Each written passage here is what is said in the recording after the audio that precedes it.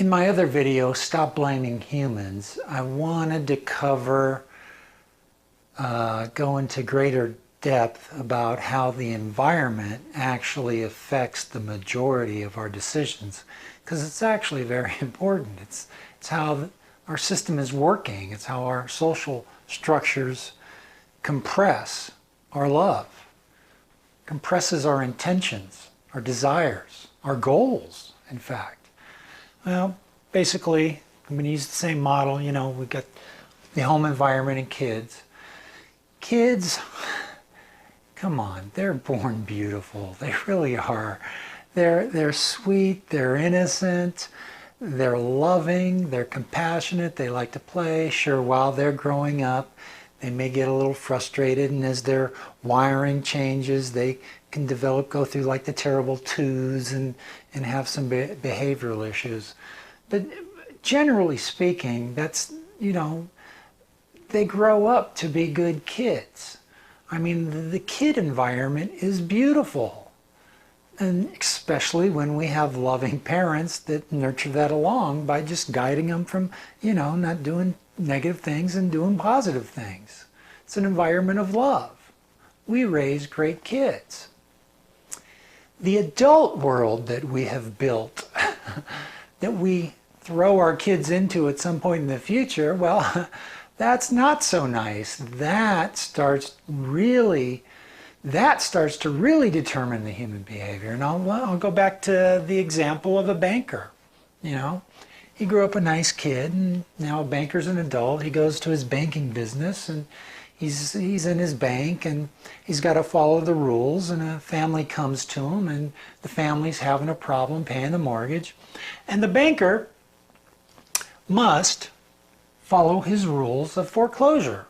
And they close on a family. They take the home away. Yet the banker, he goes home, back to his house, and he loves his wife and his kids. But at work, he cannot take that love and transfer it to another family. So it cuts off the transfer of love into another human being or a family. Seems kind of basic. Instead of the rules, the laws that have been written into banking, why aren't there laws that say, you know what, the bank can't take your home away? We're a banker. We have lots of money. We have lots of resources. You know what? Let's help you find a new job. In fact, let's train you. Let's get you into a new career. Let's keep you in your home. What if the bank took on a new set of laws that says, we can't kick people out of the home. What we're going to do is we're going to help you. We're going to help you find a job. We're going to help you into a new career. Yeah, we'll provide you training, so you don't have to get kicked out to the streets, you and your family. We'll help you find a new job. We'll help you through this financial situation.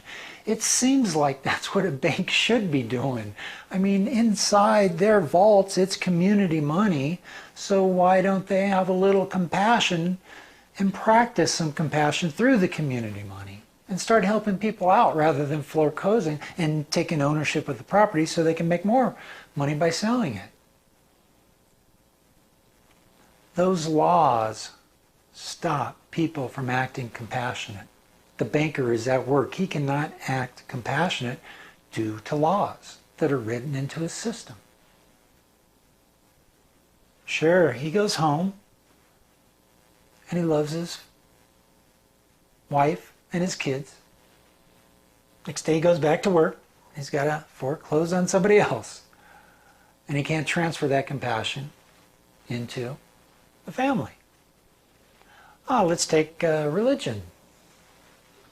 It's a structure on the outside of our family units. Now, they go to religion.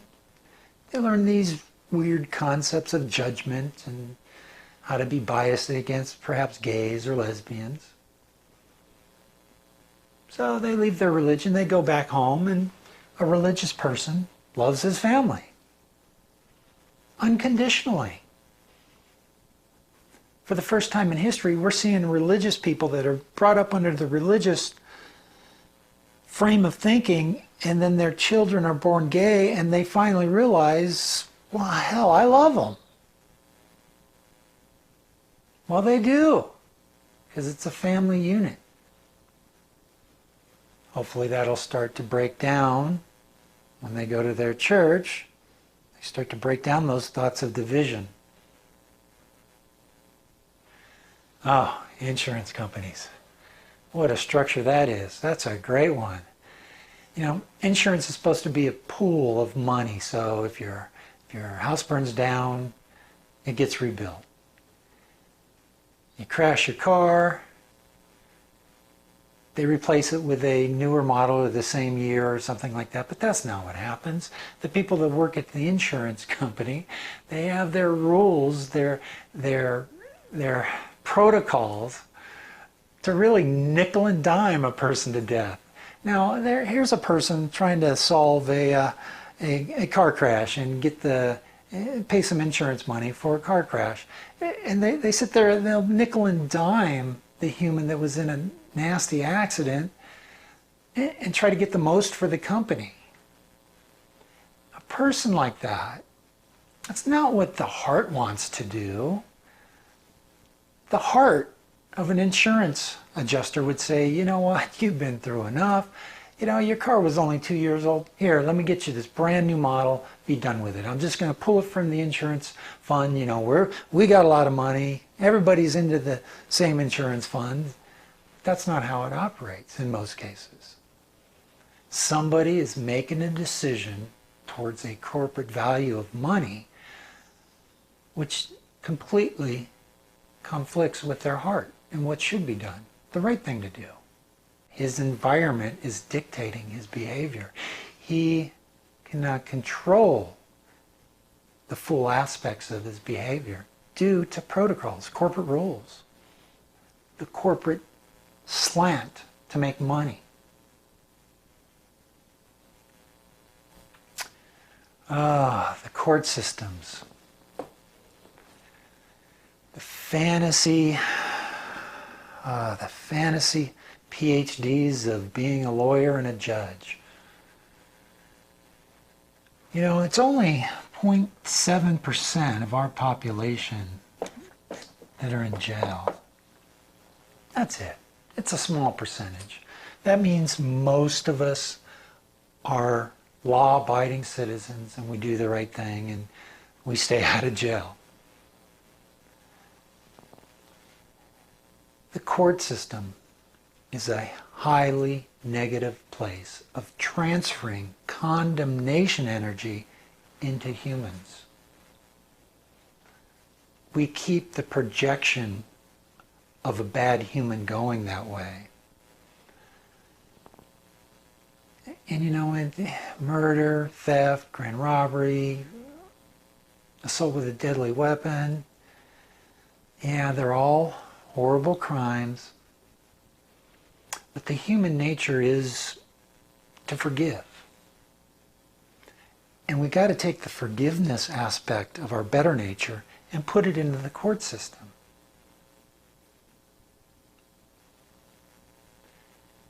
When a judge and the lawyers go to work in the court system,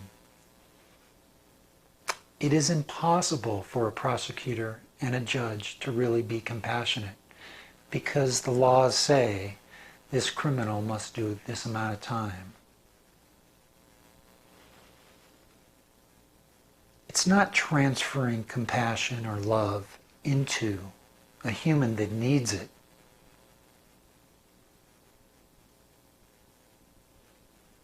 It's complete negative energy that we are putting inside another human. We're perpetuating their negative energy. They got them there due to their environment of poverty, most likely. The court system totally needs to change. We can be compassionate enough that when somebody does a bad thing, they go into the courtroom and it's not about transferring condemnation energy into them, and it's about helping them. It's about restructuring their lives. And it's reform, restorative justice, getting back, participating with society. Bad people that have done some bad things, they were good kids. at one point. Yeah, take away the disorder of schizophrenic and bipolar stuff, which is a small percentage anyway. Most kids, I mean, they're born an empty slate. Empty mind. Yeah, they got this little primitive mind inside of survival, sex, the survival energy. It's just a little primitive mind. But around it is a computer that's blank that we get to program. Poverty. The inner cities, black and brown. Families that live in this environment, the kids grow up in an environment of learning how to survive in a very negative way. They learn how to sell drugs. They learn the gang mentality because it's all around them. That's what they learn. They're good kids with a good heart, with a good soul. But they're living in poverty that is formatting their brain to survive in an ugly environment that they'll eventually end up in the court systems, fighting over this banking structure that rules everything.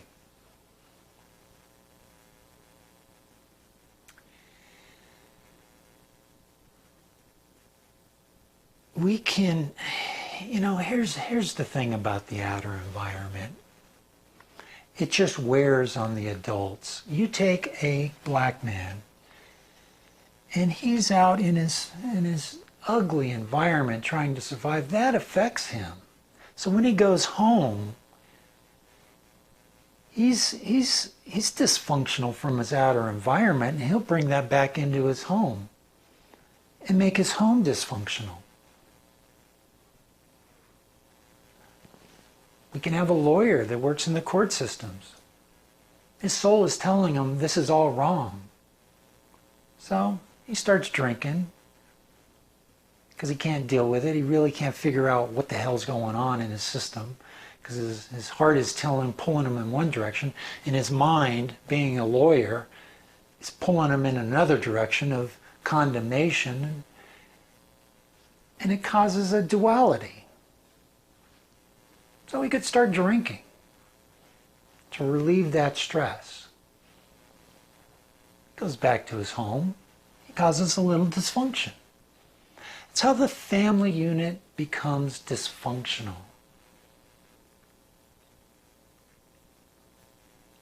Because the outer environment is making us dysfunctional. The black sections of inner cities are highly dysfunctional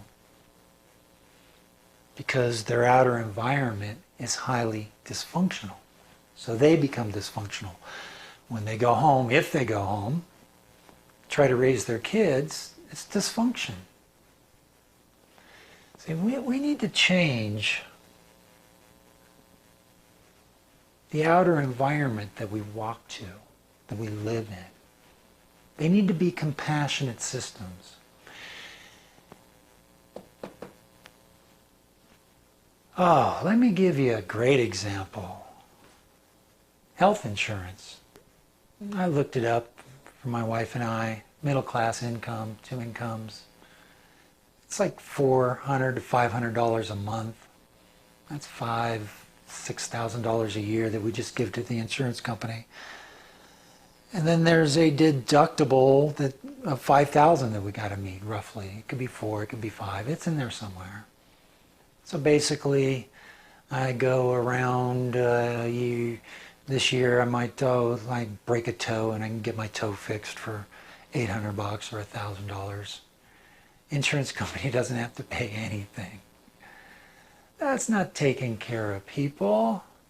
I've given them $500 a month. For nothing, really.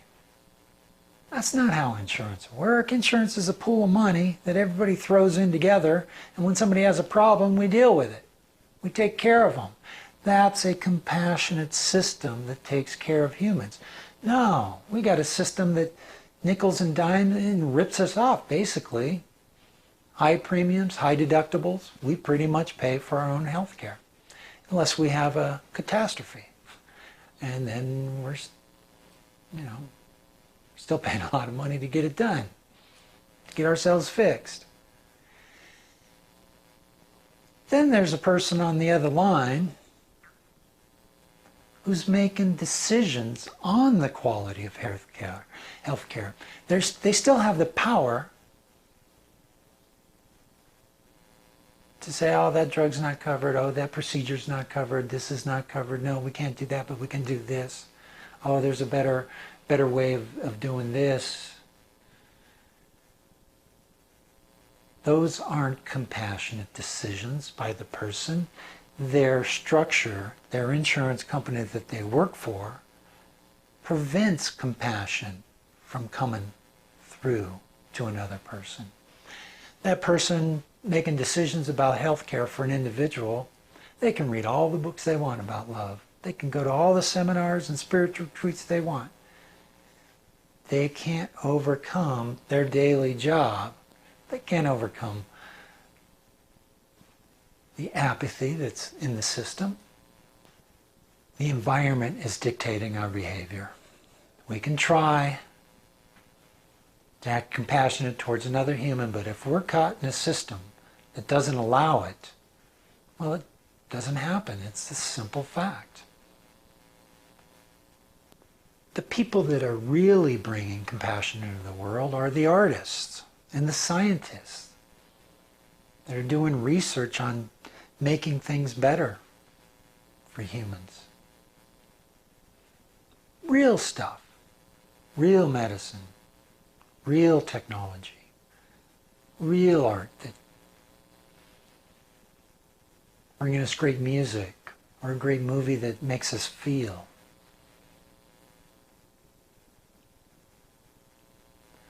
The rest are just PhDs of fantasy, whether it's an MBA, economics degree, lawyer and judges.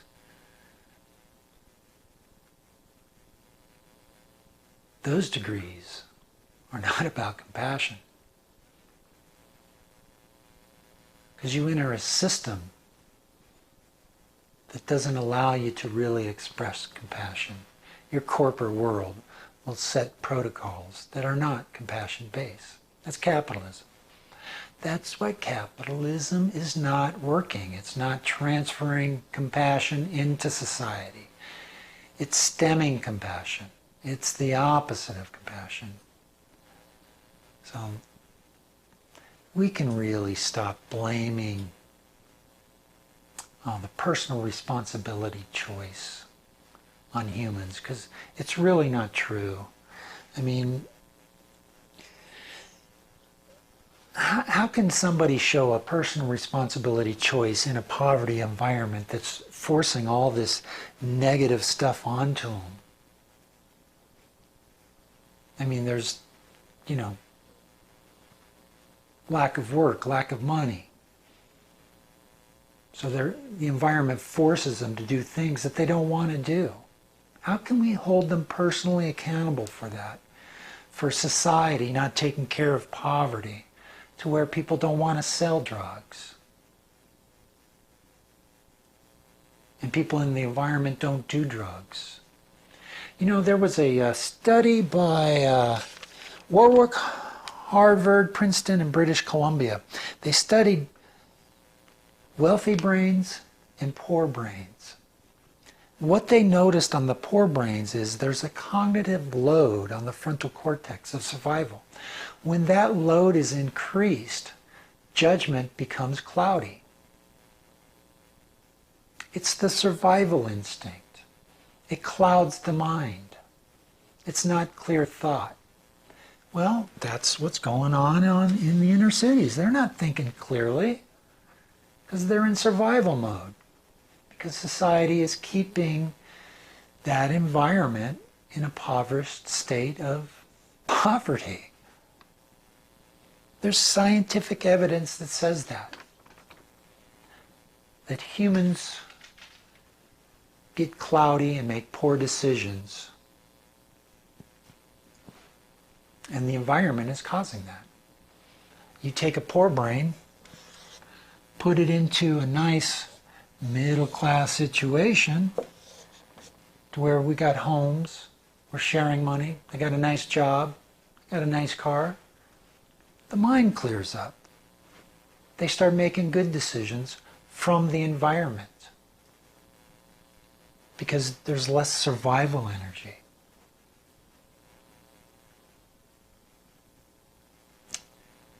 That's the truth, and science is going to prove it. So we can really stop blaming humans. It's the environment. The environment is causing us all our human problems. Because we got so many systems that just distort our mind towards money, towards capitalism, towards apathy, escapism, consumerism. Well, when we were little kids, we were just enjoying being innocent and love, because that's our nature. But the adult world, that wasn't a very smart thing to build. And we really don't have to live it anymore with technology. It's coming. In a way, it's kind of sad because only 0.7 of our population is in jail. And America is a wealthy country, and we can't take better care of this 0.7%. Yeah, it's still a lot of people, but if you look, 0.7%, that's less than 1% of our population that's really struggling. And we can't take care of those people with a better court system and improving their environment that got them to that court system.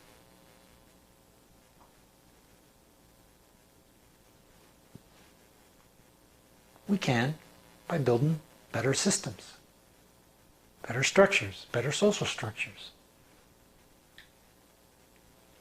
It's a pretty easy fix, really. We can fix our social structures by rewriting the laws. And we write them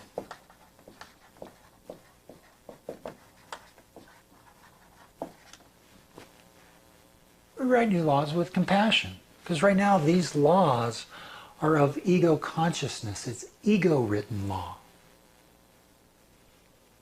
It's why we condemn everybody that goes through the court systems. It's why the banking structure is just about manipulating money. It's ego consciousness. They're laws of ego consciousness. If we start designing civilization with laws from our heart, our spirit, from our compassion, from our spiritual side, we can redesign these structures. Insurance can become a loving thing, positive capitalism, to where you have a medical problem, you're taken care of. You get in a car accident, you're not nickeled and dimed to death. You're taken care of. Your house burns down, you're taken care of. It's traumatic enough to go through that stuff. The system should be designed. Going through accidental stuff of health problems and material problems it's stressful. It's not a happy situation for the human. So our social systems should be jumping in with love and compassion to help individuals past what they're experiencing.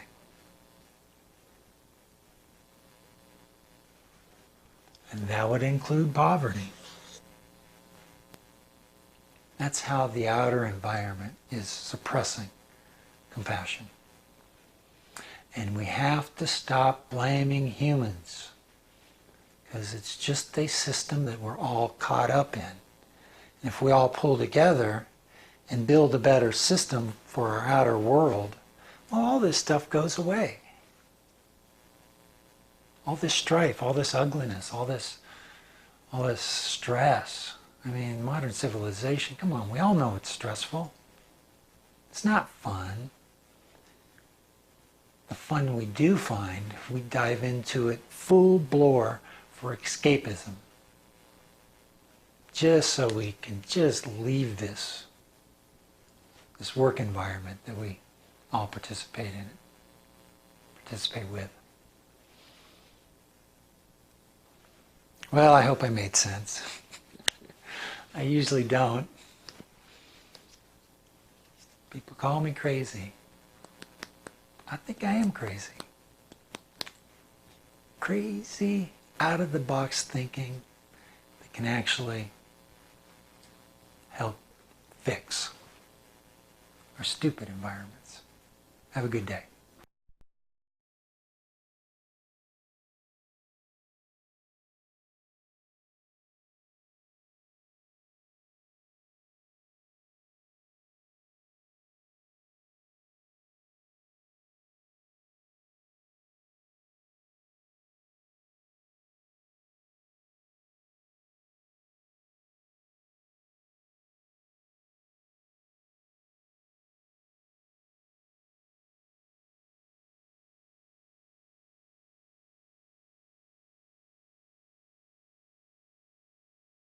Along those lines, what are the arguments for moving away from a money-based economy to resource-based? Layman's terms, why should people support this? Well, I think the word system is something that people don't learn enough about when they're in school. Let's think about the legal structure. We assume that there is a free will that overrides all of our decisions, right? Where people that are born in poverty, even though they may have no options, we assume when they commit a crime that they do so on their own free will with no external pressures and no type of coercion. This is called localized thinking. Localized thinking is what dominates both the legal system and the economy. Free market economics says, well, you know, you're free to exchange. If you exchange money for something, that must mean that you want that. And it eliminates everything that actually coerces people into behavior. And this is the big revelation. So the market system right now is a massive, coercive, soft slavery system. It is merely an extension of the abject slave systems of the past that deeply exploited anyone they could find, really. It was never really race-based. It simply had to do with any manner of political arrangement to justify exploitation of people for the benefit of others. So this warring system that's emerged has existed because we assume that we are actually independently oriented when we're actually oriented in a system structure. And this is profound because once you have a system structure, you immediately have to remove yourself as an individual actor and ask yourself what forces are happening on you to motivate you for a particular end. Modern sociological science, for example, has made it very clear that we are not free will organisms. We have massive influences that happen around us that coerce us literally into certain behaviors, into certain propensities. So when you take that worldview, you realize that you can't have a market system because it promotes the exact opposite behaviors that you want in a sustainable and humane society.